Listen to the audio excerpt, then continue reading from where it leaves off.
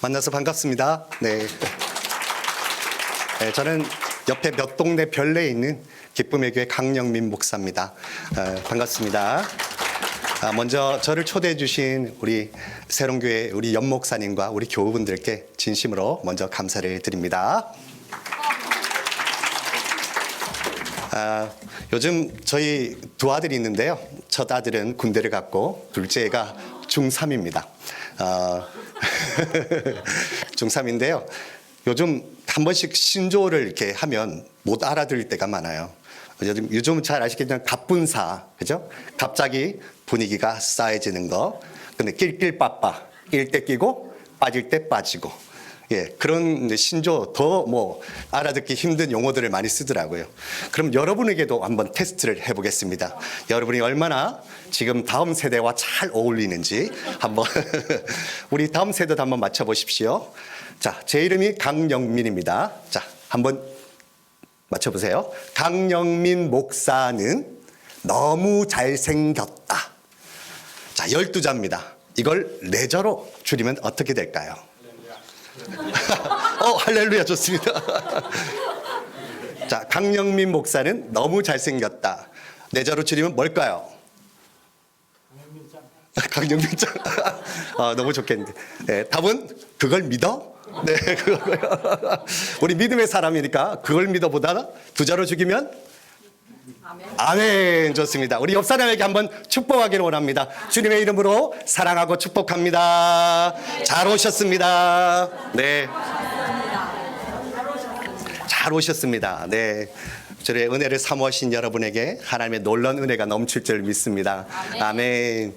오늘 말씀을 딱 보니까요. 우리가 잘 아는 대로 베드로가 예수님을 만난 그런 장면이죠. 아마 여러분이 익숙하게 들었던 설교고 익숙하게 만났던 본문일 겁니다.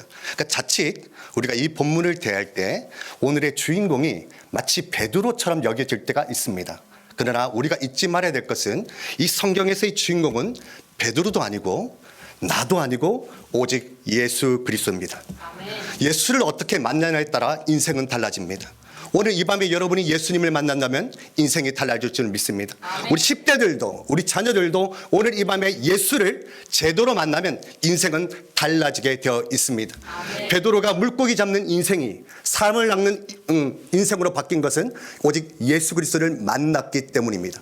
그렇다면 오늘 나도 이 세상에 물고기를 잡는 어부 같은 인생이라면 오늘 내가 예수를 제대로 만난다면 내 인생도 바뀔 수 있다는 것 아니겠습니까? 그래서 오늘 물밑에서 물고기가 잡는 인생이 아니라 하나님의 은혜 가운데 사람을 낚는 이 땅의 마지막 지상명령, 땅끝까지 이르러 내 증인이 되라는 이 명령을 따라 살 수 있는 힘을 공급받지 않겠습니까? 그죠? 그래서 오늘 이 밤에 이런 은혜가 부어줄 줄 믿습니다. 아멘. 우리 말씀 누가복음 5장 2절을 읽도록 하겠습니다. 시작. 호숫가에 유척이 있는 것을 보시니 어부들은 배에서 나와서 그물을 씻는지라. 아멘. 예, 잠깐만 이렇게 조금만 들게요. 네, 호숫가에 배 2척이 있는 것을 보시니 어부들은 배에서 나와서 그물을 씻는지라. 저는 어부가 아니어서 밤새도록 그물을 던져서 한 마리도 못 잡았을 때 오는 그 허탈감은 저는 아마 공감하기 어려울 겁니다. 그러나 요즘 시대의 때를 보면 이력서 100통을 넣는데 오라는 직장이 없거나 시험지 점수를 내가 99점 맞아도 집에 가서면 100점 안 맞아왔다고 혼나는 우리 아이들이나 꿈을 물어보면 꿈이 없다고 말하는 우리 아이들, 교회에 다니는 아이들이나 또 교회에 다니는 분들에게 예수를 왜 믿냐고 물으면 글쎄요 하는 분들도 여전히 있다는 것입니다.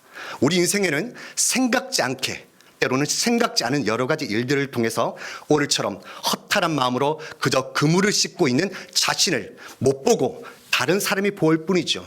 한 마리도 못 잡았구나 하고 허탈한 마음으로 있을 이쯤에 우리 1절을 보면 무리들은 예수님을 향하고 있었어요. 그런데 오늘 베드로는 예수님을 향하고 있지 않았습니다. 오히려 예수님의 말씀을 들으려 했던 사람들은 무리들이었어요. 그리고 베드로는 예수님의 말씀에 관심이 없었습니다. 그렇죠? 관심이 없었어요. 그런데 오늘 말씀을 보면 나와서 그물을 씻고 있는데 예수님의 말씀이 뭔가 모르게 바람을 타고 왔다는 겁니다. 그 바람이 베드로가 갖고 있는 벽을 부셔버리는 일이 생기는 거예요. 이게 말씀의 능력이거든요. 우리는 신앙생활 하다 보면 나도 모르게 하나님과 나 사이에 또는 사람과 사람 사이에 벽들을 세웁니다. 그리고 그걸 이 선이라고 말하죠. 이것 이상은 넘어오지 마. 집사님, 선 넘었어요. 목사님, 선 넘으셨어요. 누구야? 선 넘었어. 그 자리로 좀 지켜. 지금도 마찬가지입니다. 지금 한 마리도 못 잡았던 이 허탈감 가운데 어떤 위로가 진정한 위로가 되겠습니까? 물고기 한두 마리 던져주면서 이거라도 드세요 하면 위로가 되겠습니까? 이력서 한 번 더 넣어보라면 여러분 위로가 되겠습니까? 아빠 조금만 힘내하면 직장 생활에서 위로가 되겠습니까? 100점 맞을 수 있어. 이게 진정한 위로가 되겠습니까? 신앙생활 조금만 더 해. 그럼 너 신앙생활 열심히 하면 하나님이 복 주실 거야. 이걸로 진정한 우리의 위로가 될 수 있겠냔 말입니다. 그래서 정호승 시인이 이런 시를 적었어요. 벽이라는 시입니다. 같이 한번 읽어볼까요? 시작. 내 밑일수록 벽이 되던 주먹을 펴 따스하게 벽을 쓰다듬을 뿐이다. 벽이 빵이 될 때까지 쓰다듬다가 한 달에 빵 한 조각을 먹을 뿐이다. 그 빵을 들고 거리에 나가 배고픈 이들에게 하나씩 혹시 우리 남자분들 벽 한번 쳐보셨습니까? 너무 뜻대로 안 돼서 벽을 한번 탁 치면 속은 시원할 것 같지만 손가락은 굉장히 아프죠. 때로는 길거리에 굴러다니는 돌 한번 차기도 하고요. 뭔가 모르게 안 되는 이 심정, 꼭 구독 남자만의 이야기일까요? 우리 아내들은, 우리 어머니들은, 우리 성도님들은 정말 표현 안 해서 그렇지 얼마나 안 되는 것 때문에 벽을 짚고 싶을 때가 한두 번이 아니었지 않습니까? 근데 오늘 시인은 그 주먹을 펴서 내가 친 따스하게 벽을 쓰다듬어 보라는 거예요. 그 벽은 무슨 죄입니까?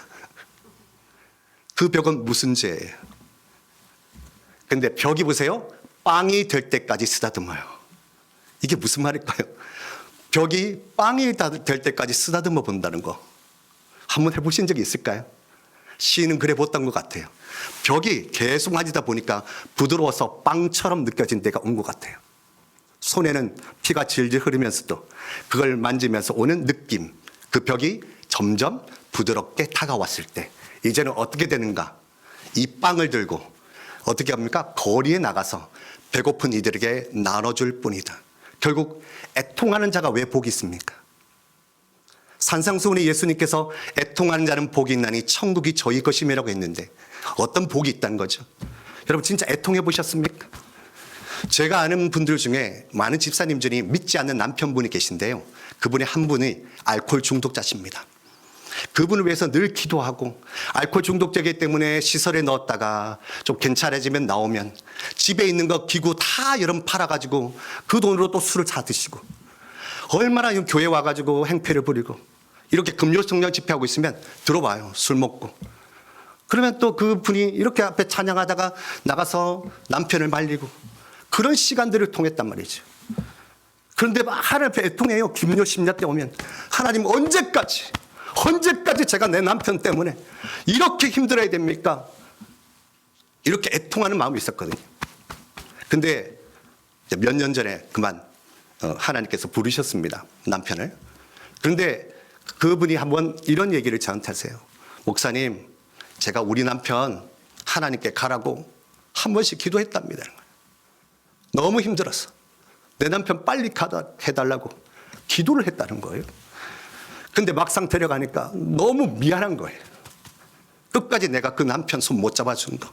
알코올 중독자라고 다 무시하는데 내가 아내임에도 불구하고 내 남편을 먼저 데려가려 했던 그 마음. 내가 그 얘기를 듣는데 저도 아팠습니다. 저도 그렇게 못 해줬거든요.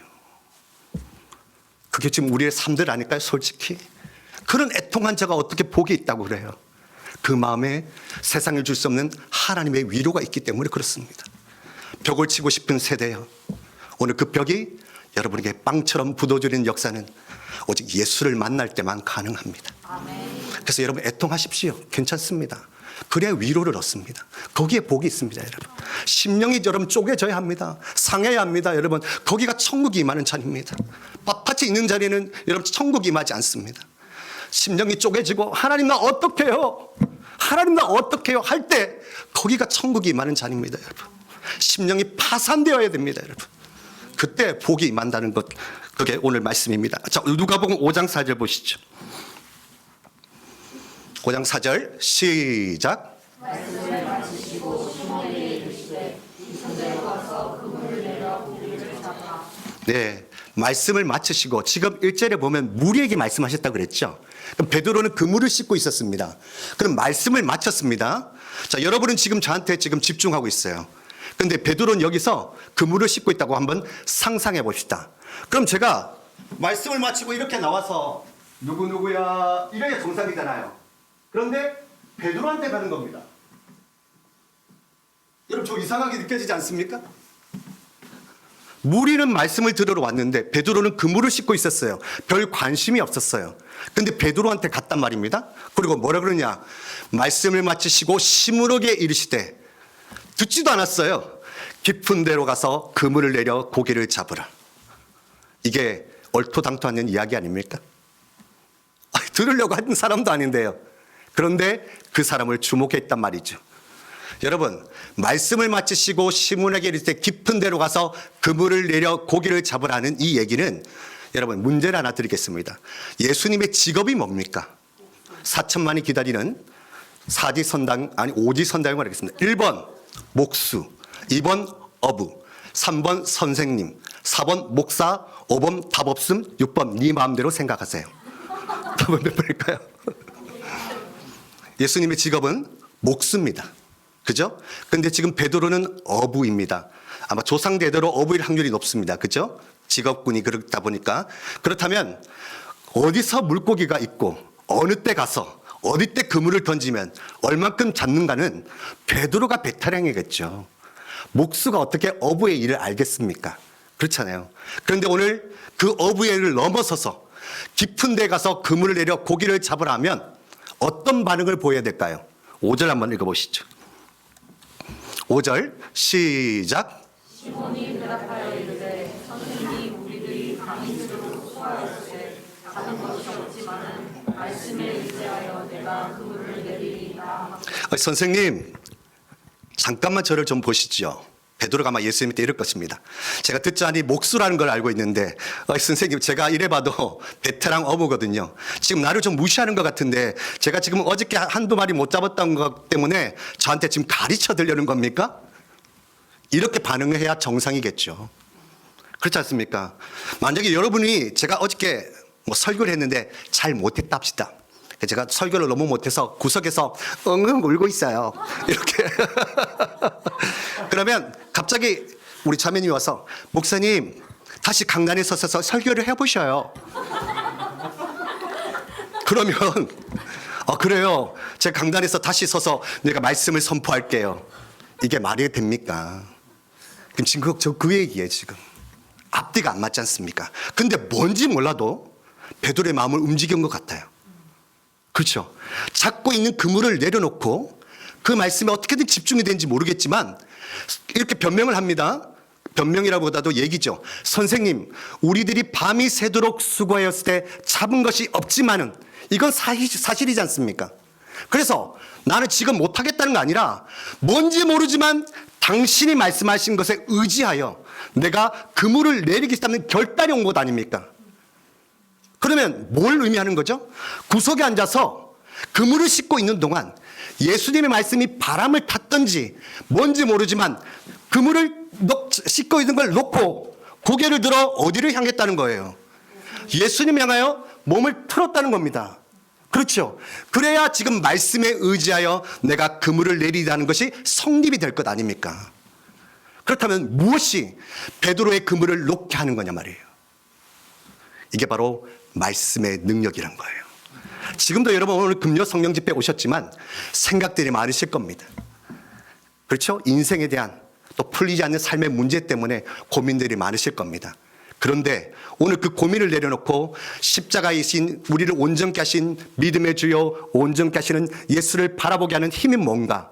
말씀밖에 없다는 거예요. 그 말씀이 오늘 여러분을 눈을 들어 주를 바라보게 할 겁니다. 그리고 깊은 데로 가서 그물을 던지게 되는 힘이 될 겁니다. 아멘. 그럼 말씀의 능력을 경험한다는 게 뭘까? 이게 바로 은혜라는 것입니다. 은혜는 말씀을 경험하는 거구나. 그래서 여러분, 제가 동영상을 하나 준비했거든요. 아마 이게 은혜구나 하고 깨닫게 될 것 같습니다. 보여주시죠. 이게 이렇게 있는 거 낫나? 예, 보시죠. 예, 보여주세요.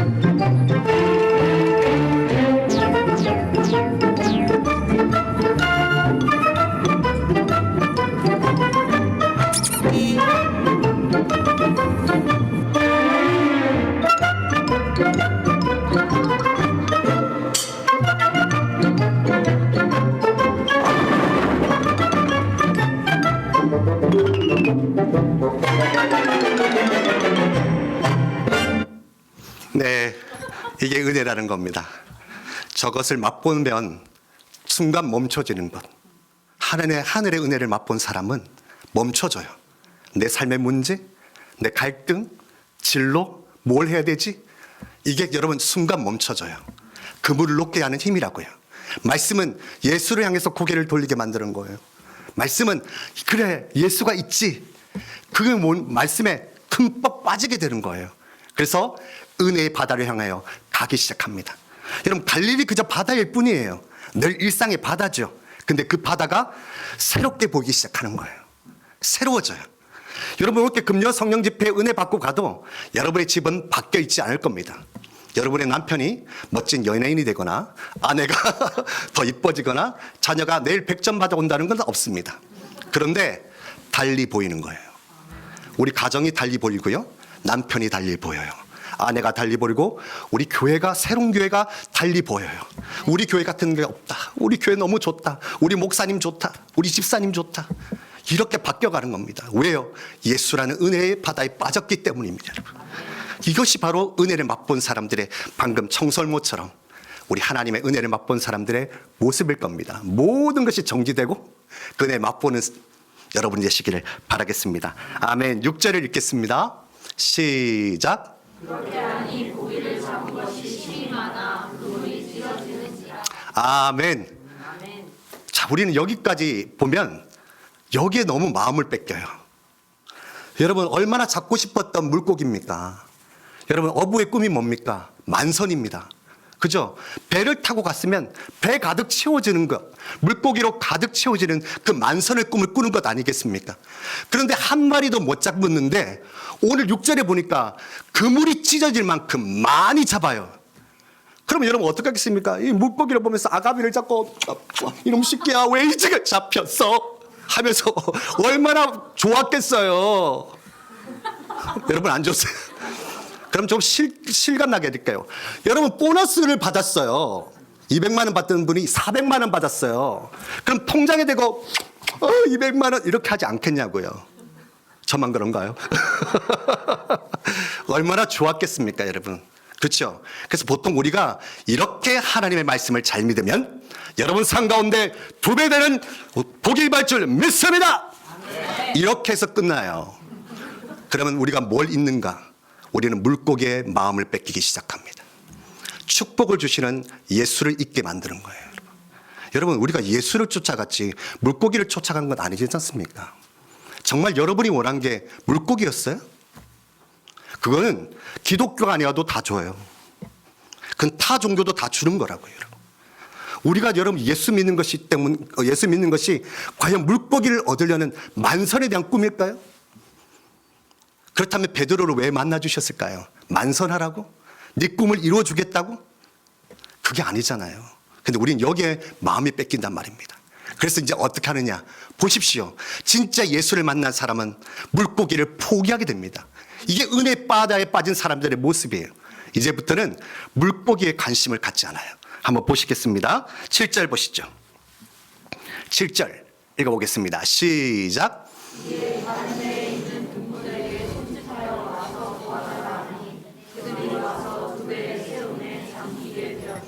우리 교회에 한 청년이 있어요. 이 청년이 저한테 기도 제목을 줄 때마다 이런 제목을 해요. 목사님, 이번에 제가 무슨 사업을 하는데 대박 나면요, 목사님 제가 꼭 헌금할게요. 이번에 대박 나면요, 제가 뭐 하겠어요. 이런 거를 많이 약속합니다. 그렇습니다. 우리는 보통 어떤 기도를 하냐면, 하나님, 이번에 내 삶 가운데 이런 만선의 꿈을 주시면 제가 하나님 주신 복이니까 옆 사람에게 베풀겠습니다. 보통 그렇게 기도하잖아요. 그런데 여러분, 그거는 굉장히 개인적인 기도입니다. 보십시오. 오늘 만약에 베드로 배만 찼다면 여러분 나눠줄 수는 있죠. 그럼 뭐가 생기는지 아십니까? 내가 나눠준다고 생각해요. 이걸 자기의라고 그럽니다. 내가 받은 것 내가 나눠준다. 주체가 내가 돼요. 축복의 통로라고 하면서도 결국 내가 나누는 거예요. 은혜는 뭐냐? 내가 감당이 안 돼요. 보십시오. 물고기를 막 찾게 해주셨습니다. 예수님께서. 그런데 감당이 안 되는 거예요. 내 배로. 그래서 어떻게 합니까? 옆에 배에 차게 만들어줘요. 이게 은혜라니까요. 은혜는 내가 생각만큼 담을 수 있는 게 아니에요. 넘치게 해주셔요. 그래서 어떻게 하느냐? 다른 사람을 불러요. 어이! 좀 오시라고! 좀 오시라고! 내 배 가라앉게 생겼어. 내가 의도했습니까? 저 배에 내가 저 배를 채우겠다는 생각했나요? 아니죠. 내 배가 차면 몇 개 물고기를 던져줄 수는 있겠죠. 그렇지 않습니까? 그런데 오늘 보십시오. 예수님은 내 배가 가라앉을 만큼 찰 뿐만 아니라 옆에 배를 부르게 만드니까요. 이게 전도라는 겁니다, 여러분. 이게 선교라는 겁니다, 여러분. 내 은혜가 넘쳐서 나도 감당할 수가 없어서 옆에 사람을 불러요.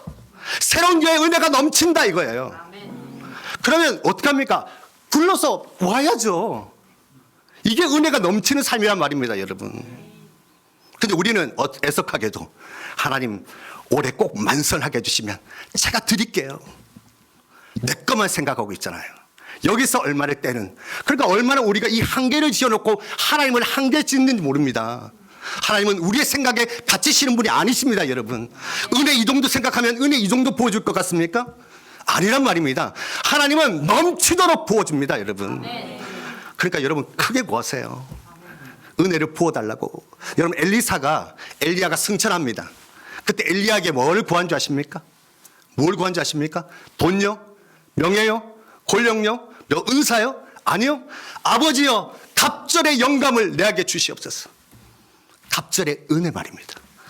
그 은혜를 받고 싶었던 거예요. 그래서 여러분 오늘 이 밤에 갑절의 은혜를 구하세요, 여러분.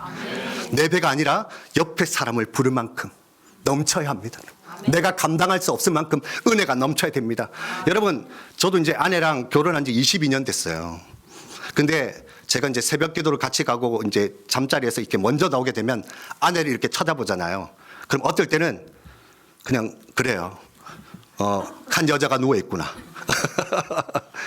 22년 된 솔직한 고백입니다. 그런데 제가 새벽 예배든 기도회를 통하든 오늘처럼 찬양의 은혜가 넘치면 집에 가면 눈물이 나요. 아내를 보는데. 말할 수 없는 눈물이에요. 고마워요. 살아준 것에 대해서. 함께 은혜를 나눌 수 있어서 행복해요. 누가 만드는 겁니까? 내가요? 내가 만들지 않았습니다.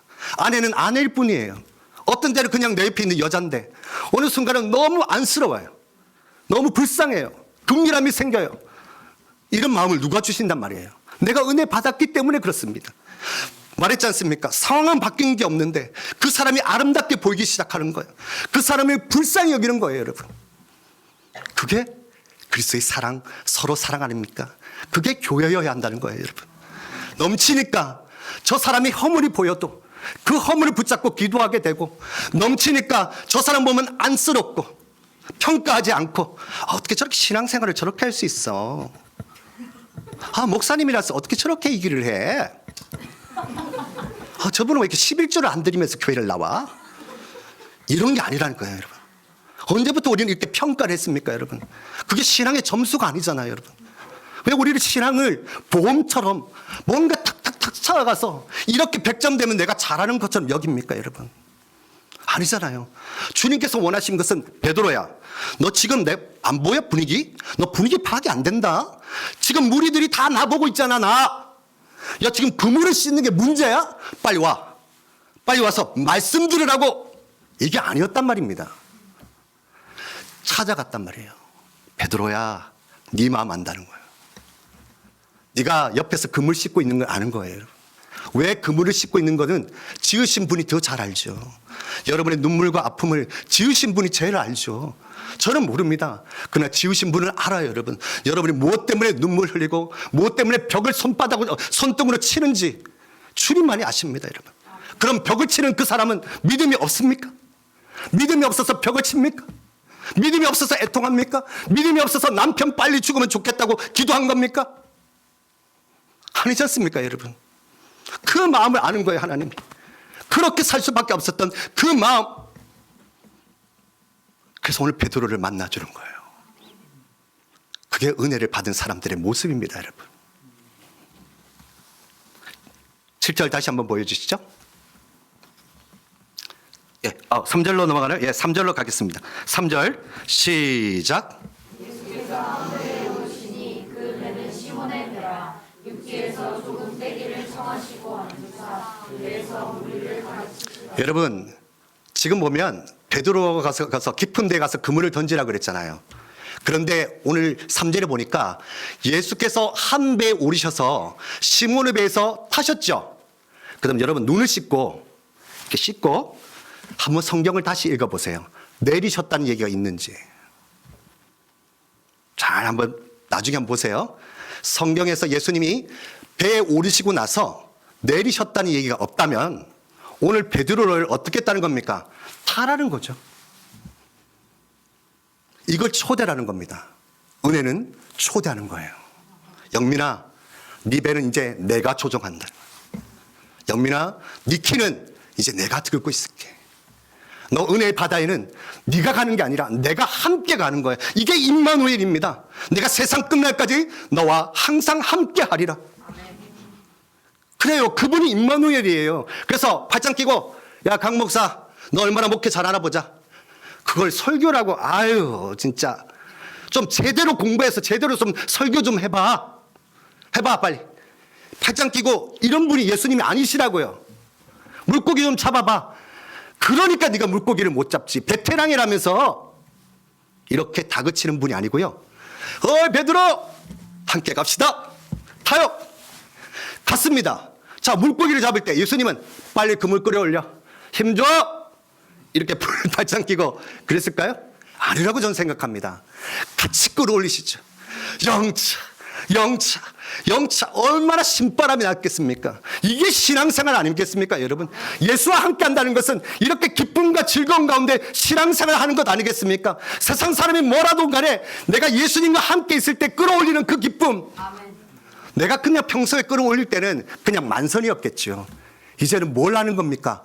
내 옆에 예수님이 있어서 이런 복들을 받아 누리는구나.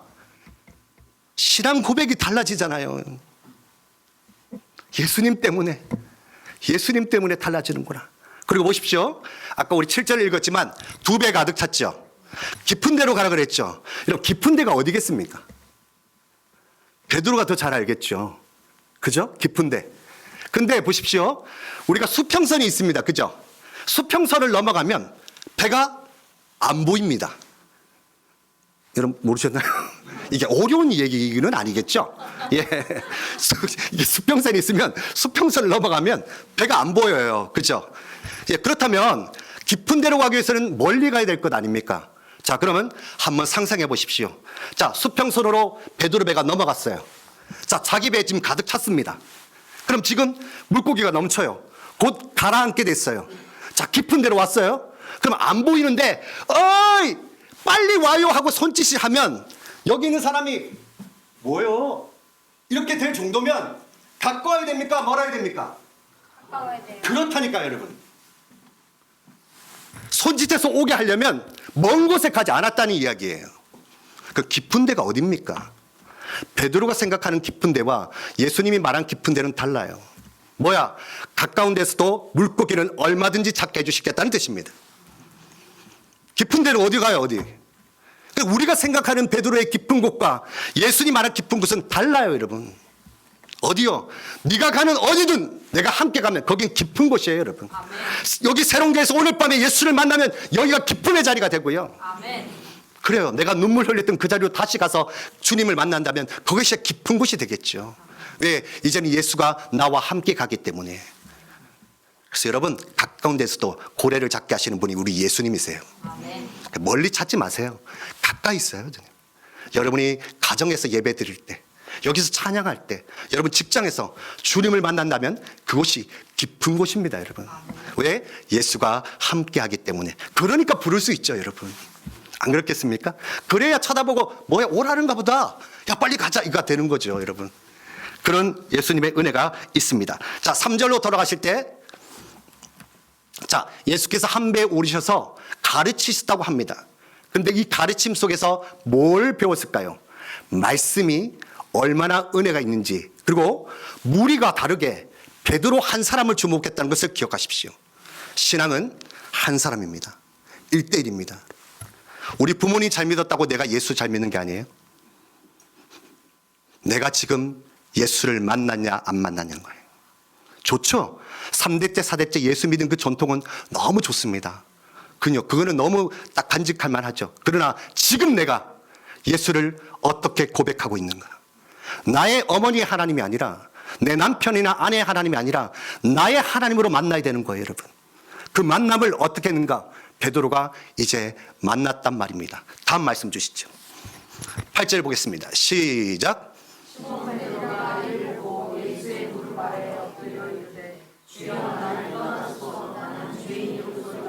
회개하라 인간들아! 독사의 자식들아. 예수님 오자마자 말씀하셨습니다. 그죠? 그래서 회개가 됐던가요? 많은 사람들이 회개도 했죠.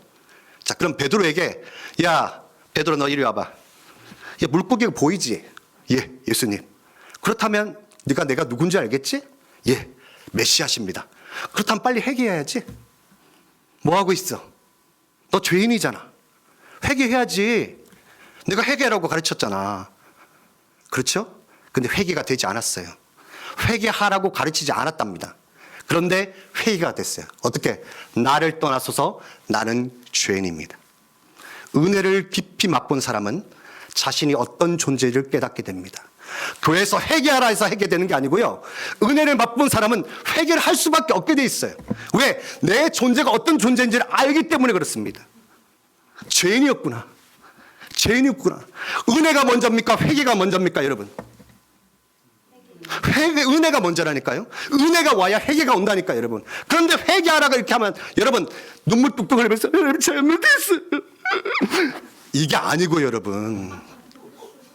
이건 반성입니다, 여러분. 회개는요, 메타노이아. 메타, 변화, 노이아, 생각. 생각이 완전히 바뀌는 거예요, 여러분. 아, 갈릴리 바다가 예수를 만나니까 은혜의 바다가 됐네? 나는 내 배만 채우면 된 줄 알았더니 옆에 배도 채워주시네? 생각이 변화가 되는 거예요, 여러분. 그게 회개란 말입니다. 그러니까 뭐래요? 그 의로우신 예수님 앞에 죄인됨을 깨달으니까 뭘 합니까? 같이 있을 수가 없는 거예요. 예수님, 떠나십시오. 제가 죄인임을 이제 깨닫습니다. 이거 보십시오. 이런 회개가 왜 일어나는 거예요, 여러분? 이게 진정한 회개라는 거예요, 여러분. 은혜를 맛본 사람이 할 수 있는 진정한 회개. 아, 내가 죄인이었네. 그러니까 감당할 수가 없는 거예요. 그러니까 떠나달라고 그래요. 그럼 예수님이 이 상황에서 알았어, 떠날게 하고 떠나면 어떻게 되겠습니까? 알았어. 네가 이제 죄인임을 알았지? 그럼 나는 떠날게. 그게 아닌 거예요, 여러분. 임마누엘이시잖아요. 은혜의 바다에서는 예수님은 안 떠나십니다, 여러분. 폭풍우를 만나도 찾아오시는 분이십니다. 아멘. 안 떠나세요. 그분 한번 찍으면 절대 안 떠나십니다. 여러분, 찍힌 사람들이에요. 아멘.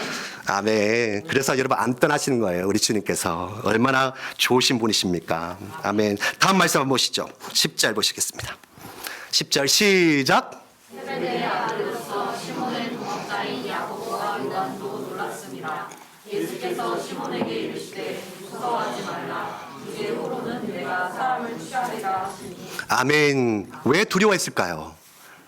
왜 두려웠을까요? 그 두려움은 어디서 오는 걸까요, 여러분? 진짜 은혜를 맛본 사람은 주님이 두렵기 시작합니다. 그냥 이렇게 살 수 없다는 걸 깨달아요. 삶의 전환이 옵니다.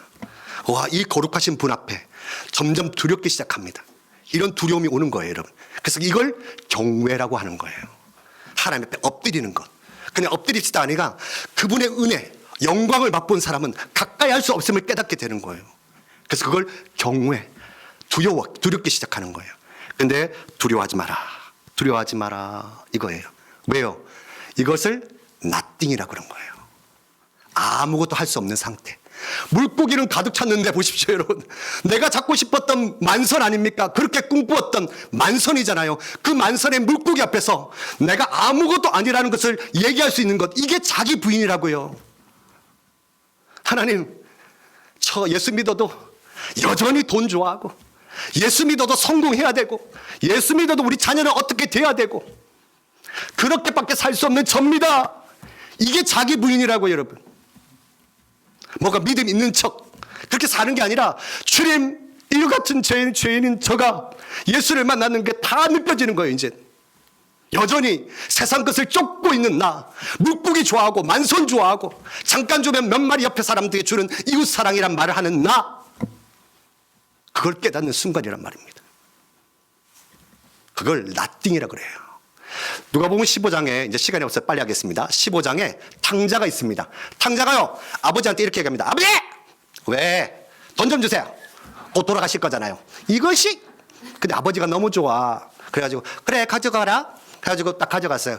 그래가지고 또 이제 돈이 있으니까, 오빠! 이런 데 또 가가지고, 흙깃해가지고, 오빠 부르는데 또 갔어요.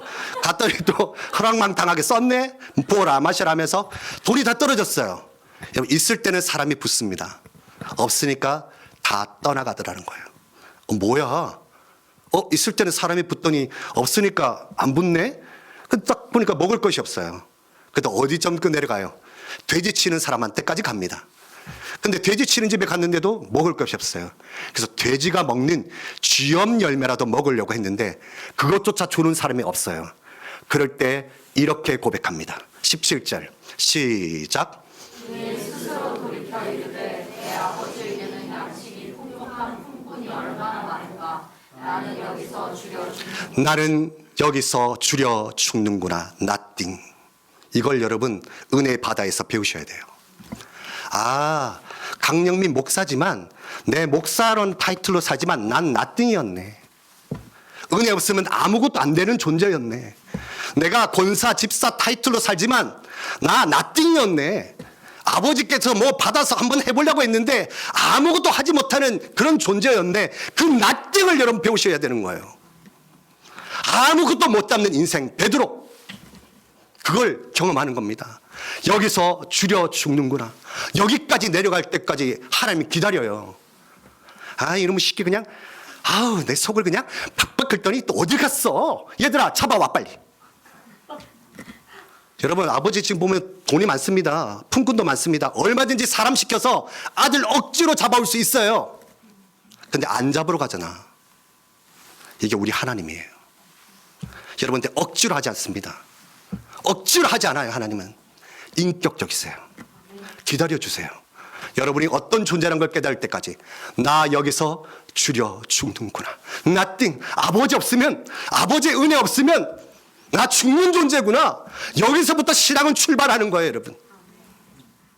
여기서부터 시작하는 거예요. 그러면 아버지가 기다리고 있다는 걸 깨닫는 거예요. 가자 아버지 집으로, 은혜의 바다로 다시 출항을 하게 되는 거예요. 5장 11절 읽겠습니다. 마지막 말씀 시작. 그들이 배들을 길에 대고 모든 것을 버려두고 예수를 따릅니다. 우리 애들도 키울 때요, 손에 뭐 쥐어주면요, 이거 안 놓더라고요. 이거 안 놓아요. 사람은요, 생각보다 잡고 있는 것을 잘 못 내려놓아요. 이들이 어떻게 육지의 모든 걸 대고 예수를 따라갈 수 있었을까요? 이 힘은 무엇일까요? 예수님 째려봤을까요? 얘들아, 빨리 따라와. 예. 이랬을까요? 그러면 그건 복종이라 그러죠. 순종은 자발적으로 따라가는 겁니다. 무엇이 저들의 삶을 뒤바꿨을까요? 그저 사랑입니다. 그저 인정해 줬을 뿐입니다. 이 얘기하고 마치겠습니다. 우리 군대 간 우리 아들이 있는데요. 청소년기를 다 키워보시면 알겠지만 이렇게 하다 보니까 속상할 일이 많더라고요. 네, 속상할 일도 많고 자기는 자기 딴에 또 힘든 일이 있었고 아빠와 아들이 지고 또 목사의 아들이니까 나름 좀 스트레스를 받았던 것 같아요. 그럼 뭐 저는 또 개인적으로 이제 우리 아들을 좀 사랑하는 마음에 사랑해, 우리 아들 이름이 이한이거든요. 이한아 사랑해 하지만 네 사랑해요 뭐 이 정도였어요. 근데 군대를 딱 갔습니다. 군대를 갔더니 수료식 날 딱 우리 아이가 보면서 충성 뭐 이렇게 하는데 너무 눈물이 왈칵 나고 이한이도 눈물이 터졌어요. 막 안았어요. 이 안는 순간 뭐가 다 사라지는 것 같았어요. 과거에 우리 이한이와 받은 서로 주고받던 상처, 아픔, 그때 힘들어서 나도 소리 질렀던 시간들, 그 모든 시간들이 이 한 번 눈물 흘리면서 안아주는 그 시간을 통해서 그게 뭐라고 한낱 부스러기 같이 느껴지더라고요. 그때 내가 왜 소리를 질렀던가? 그때 왜 조금만 이해 못 해줬던가? 그때 게임한다고 내가 왜 그렇게 뭐라고 했던가? 왜 공부하라고 그렇게 했던가? 조금 더 이해해 줬으면 됐을 것을. 그런데 요즘은 매일 전화가 옵니다. 귀찮습니다. 너무 많이 합니다. 여러분 군대는 자주하면 안 돼요. 할 말이 없어요. 여러분 매일 해보십시오. 남자들 둘이 무슨 얘기를 하겠습니까? 이제는 할 말이 없어요. 그런데 어느 순간 그 이한이가 전화 왔을 때 내가 아빠 먼저 이러더라고요. 사랑해요 이러더라고요. 그래 아빠도 사랑하지. 그러면서 아들아 나는 네가 세상에서 가장 자랑스럽다. 근데 아들이 울컥 우는 거예요. 저도 울컥 울었어요. 하나님이 여러분에 대해서 어떤 마음일 것 같습니까? 여러분의 아픔과 상처를 낱낱이 보면서 너 그때 금조 성령 집회 안 나왔더라? 너 그때 주일 예배 빠지고 어디 갔었어? 하나님이 보자 11조 빼먹은 사람 새벽 기도 안 남았네?